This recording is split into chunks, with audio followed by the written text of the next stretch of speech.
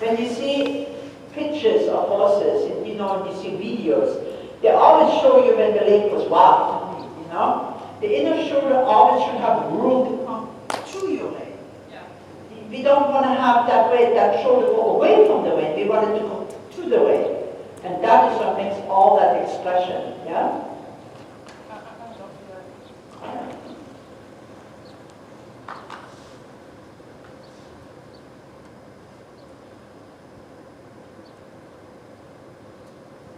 But these are just the things that you want to add within your work, you know? A little bit that fullness, the straightness, the suppleness, because you've taught him beautiful things.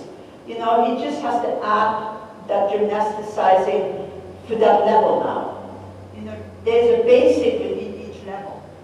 And you're now working on the basics within third and fourth, which really is very close to Chris and George. So you want to think of that being your basic now, and you want to train that basic.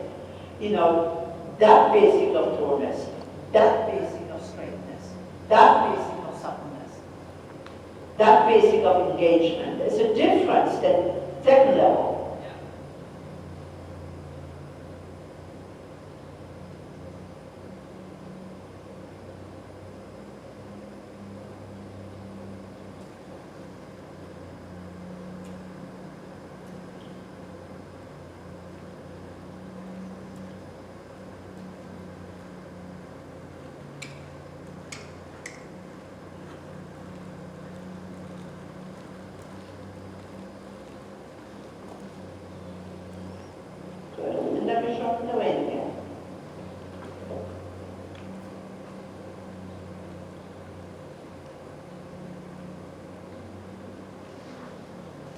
I would like to stay just maybe a little bit longer in the canter if you don't mind.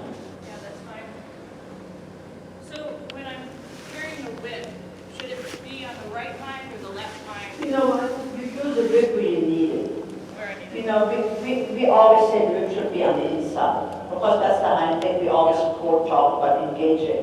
But really, put the whip where you need it. Well, like when we're asking him to step up to the right rein, it's the counter hind leg, right? Yes, It's the left one. exactly. So you put it into that whip a little bit. Yeah.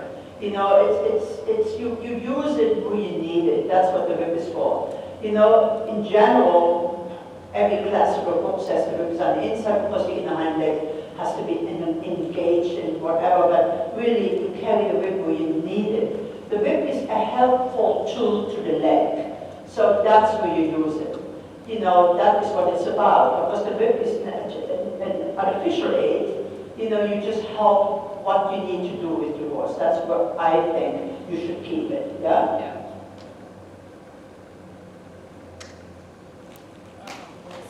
Yeah, go into that right when you say, whoops, he says, I want to move the furniture.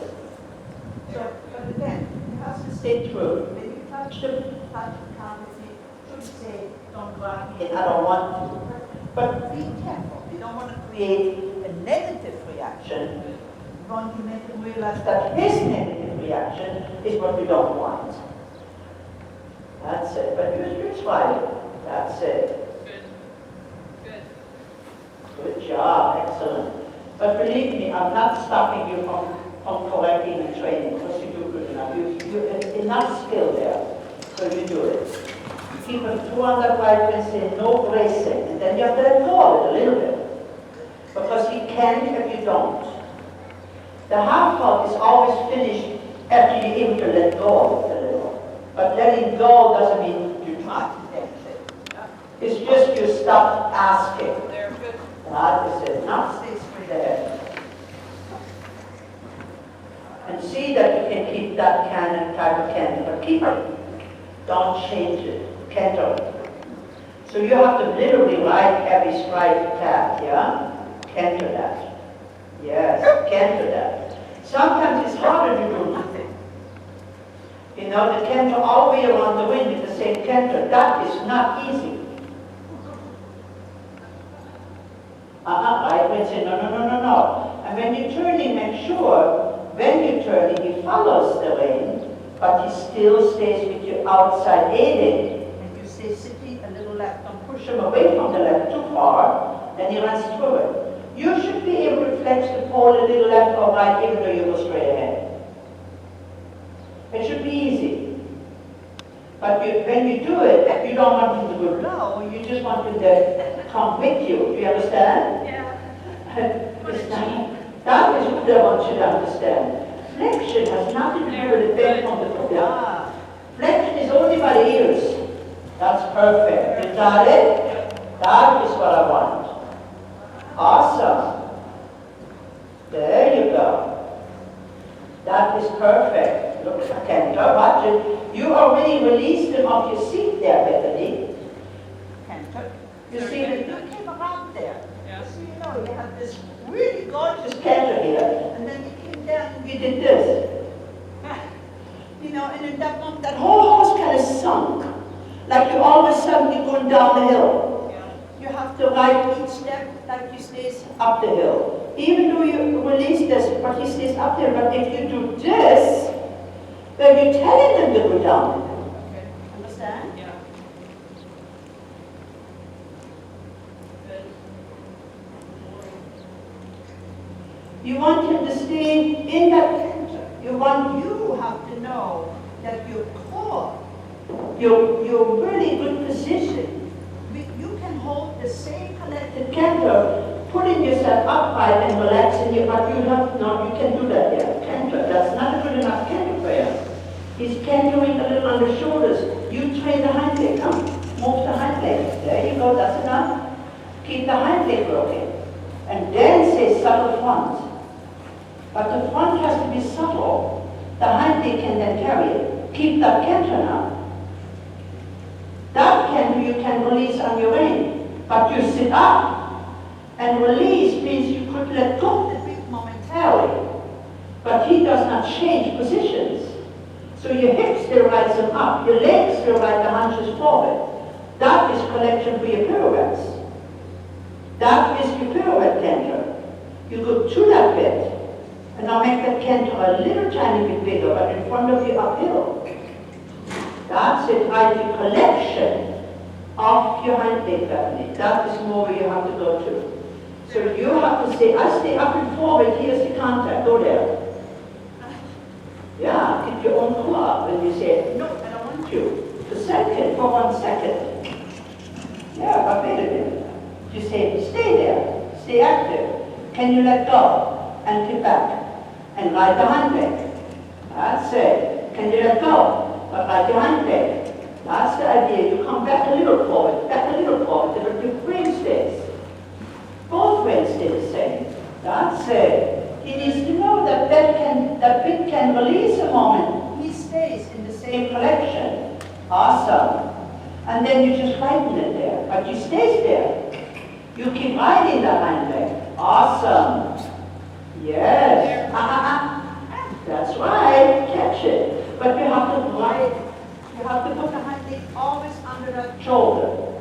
And then let the shoulder climb. The front legs come up. The front legs stay coming up. That's it. The front legs come up to the bit. Not the bit to the front legs. And then prepare to walk. Good job. That is what you have to ride. Yeah? I'm not sure about this core you speak of. No, guess what, lady? How old are you, Bethany? 44. Oh my God, you're young. No teenager. Anybody below. Everyone younger than 65 is young. But really, that is riding, huh? Yeah. But did you feel how you have to stay attentive? Yeah. Uh-huh. He's going to be awesome. Yeah. But that needs also strength. But if you don't go there with that canter, and if you don't ride that canter like this, he will not create strength enough to keep it. Just like every athlete, you have to do it until your muscles burn a little. And then you go through those burning muscles a little longer. And then you say, okay, that's enough for today. But you have to train it. He is not able to develop that strength to carry himself there if you don't do it. Yeah. Yeah. tired. I'm sorry.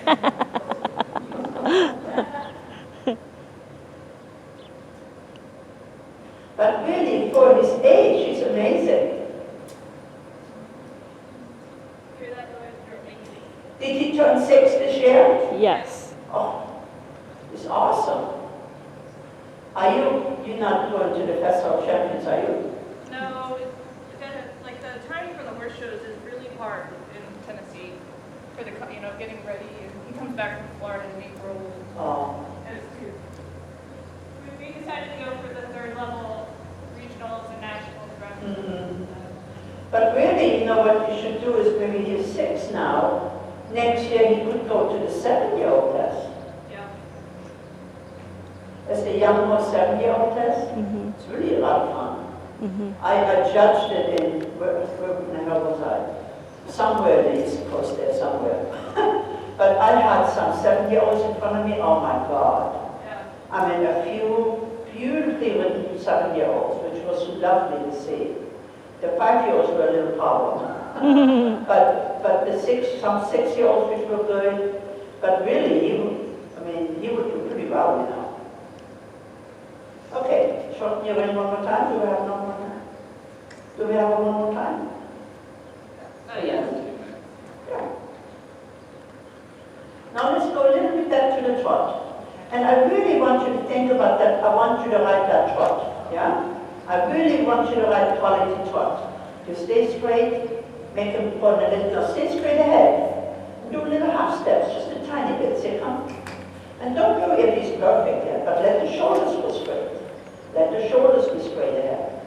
You write straightness. He's not doing it without it. That's it. That one he's doing it. Straight and walk. Good job. You just want to know that in that exercise, he is capable of keeping a good contact and not good on the short side, so you can kind of watch it a little. And you just tickle a little bit. I only want your hind leg. That's it. That's it. Little tap tap, little tiny bitty one. That's it. And tonus and walk. Well done. And watch it. You finished it, and then you again give all that up what you just created. You understand? Yes. You want to say, wow, look at that, I'm engaging, and then you go walk, It's kind of like you let the air out of the balloon. Keep the air puffed up. Keep the tank full. Yeah, just keep a little full tank. But supple left, not pulling on the right only. Yes. Little tickle. He says, wow. But make always sure that outside brain is not just pulling on it, okay? You cannot pull on it only. And now you say walk, but stay uphill. Walk uphill, walk through that bit. Little suckling left, not trot. And you go 1, 2, 1, 2, 1, 2, 1, 2. Every stride. I want you to know that you have a little bit of a left flexion and a right rein. But every stride you write from the left leg, say uphill.